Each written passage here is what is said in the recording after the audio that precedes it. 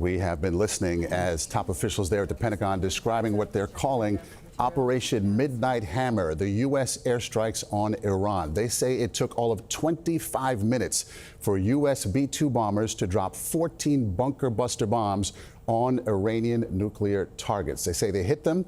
They went in undetected. No one in the world had any idea the United States was doing this. They were in and out of Iran without anybody knowing. Secretary Hegseth saying that Iran nuclear ambitions have been obliterated. Those were his words early on, and then later he said the assessment is still ongoing. It is also worth noting that the whole operation took 25 minutes last night, 6:40 to 7:05 Eastern Time.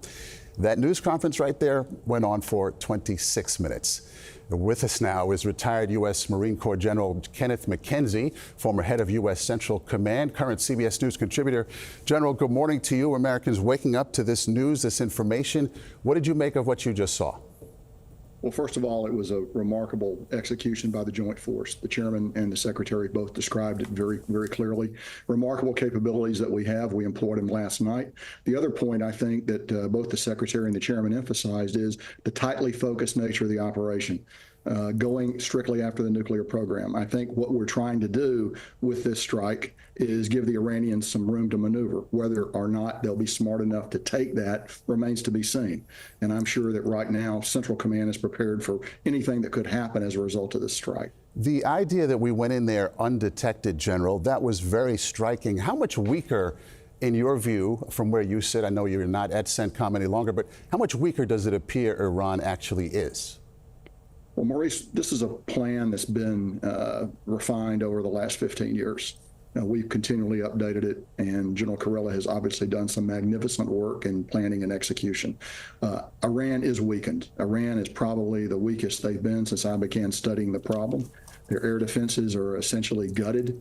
They have very limited surveillance capability. By surveillance, I mean the ability to see airplanes flying in their territory.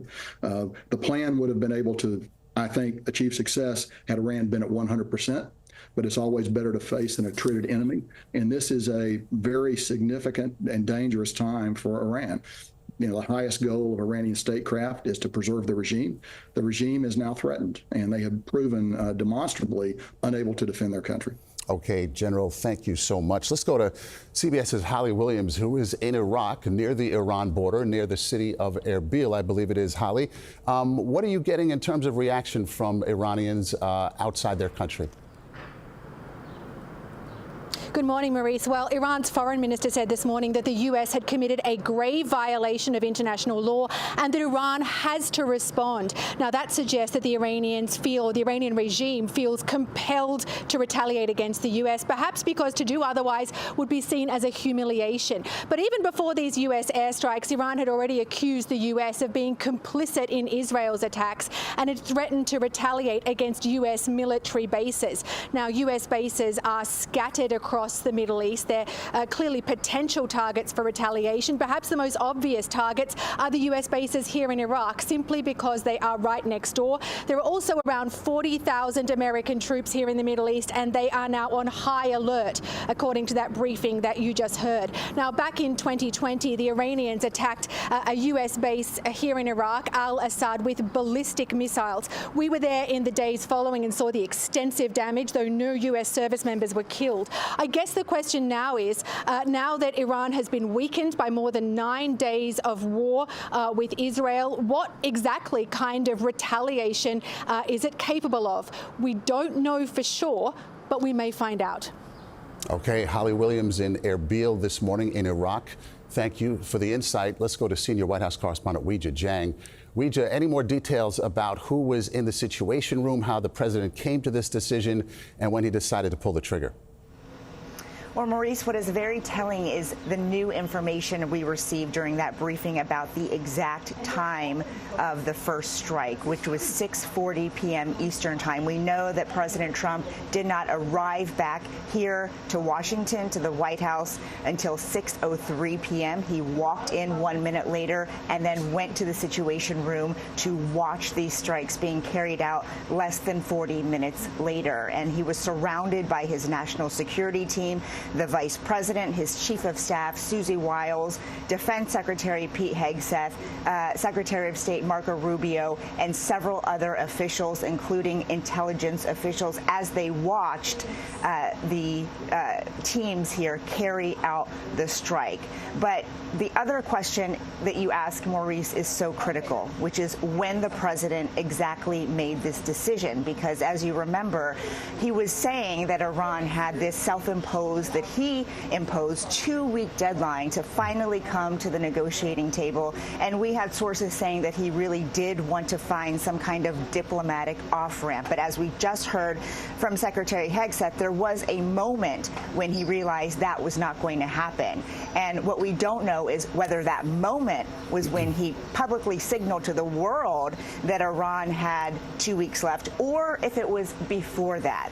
Because obviously, as we heard, this was a mission that took a lot of advanced planning, and TikTok was critical in order for that precision to happen. And so we will be putting together that timeline to better understand exactly how the president came to this decision. Today, he does not have any public events on his schedule, but his last message that he broadcast via social media was a warning to Iran that any retaliation would be met with more force from America. Maurice. Yeah, the Defense Department officials there also saying, you know, it's up to Iran now, their next move, whether they actually want peace.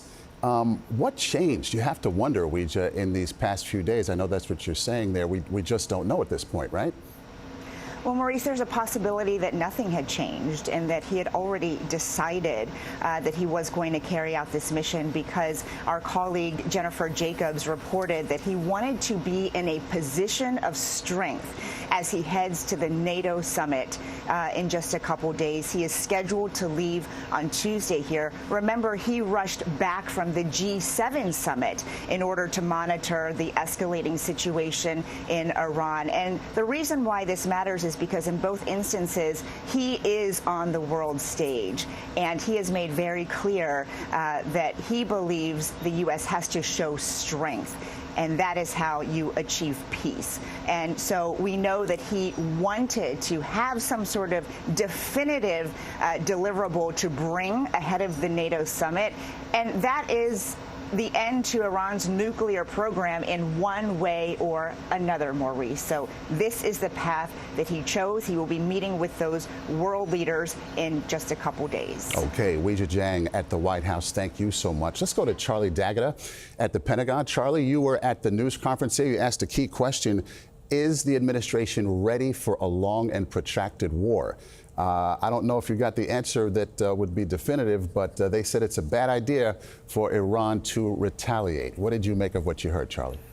You know, the question, that is the question, isn't it? Because the Iranians have never not retaliated. When Soleimani was assassinated under the Trump administration, they fired several cruise missiles into the most exposed and vulnerable U.S. base in that region, al-Assad, which is in Iraq.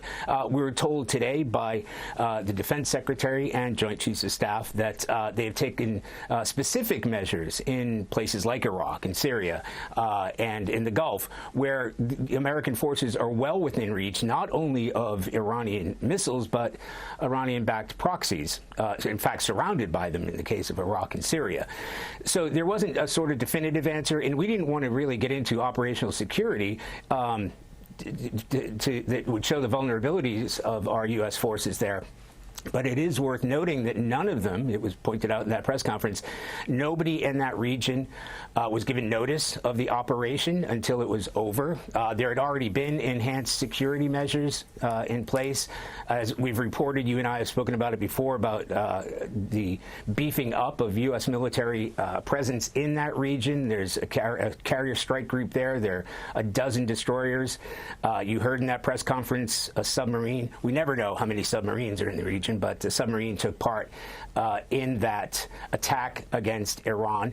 So, you know, the U.S. military is beefed up, and there are several bases within reach. You know, you've got the Fifth Fleet in Bahrain, Kuwait.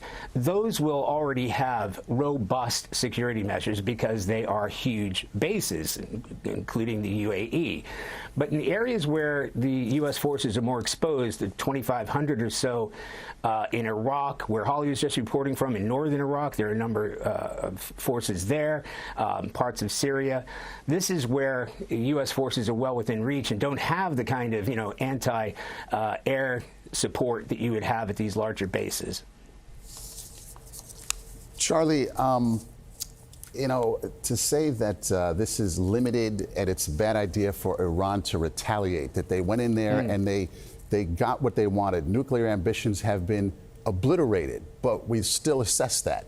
That's what Pete Hegseth said in two different parts of the news conference. How degraded can we tell at this point is Iran's capabilities?